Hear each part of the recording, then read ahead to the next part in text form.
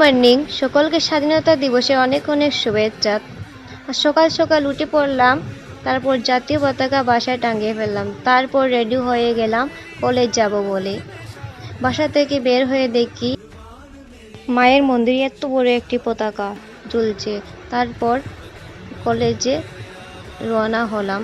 কলেজে গিয়ে দেখি পতাকা উত্তোলন হয়ে গেছে, আর আমার সকল বন্ধুরা ডিএসের মাঠে চলে গেছে, তাই আমিও চলে গেলাম। রাস্তার মধ্যে এত ভিড় যে এনসিসি স্টুডেন্টের জন্য রাস্তা পার হওয়া যাচ্ছে না। ফাইনালি চলে আসলাম ডিএসের মাঠে। এটা হচ্ছে আমাদের হাইলাকান্দির ডিএসের মাঠ। যেহেতু আমরা আসামে থাকি, তাই আসামিস ডান্স বা গান না হলে আসামের কোনো অনুষ্ঠান সম্পূর্ণ হয় না। তারপর শুরু হলো বাঙালিদের দামাই।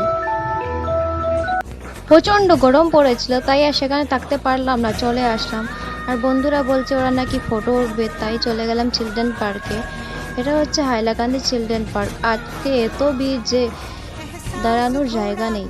এখানে ফটো ওঠার জন্য স্টেডিয়াম রাখা হয়েছে, সেখানে ফটো ওঠার জন্য লাইন দাঁড়িয়ে।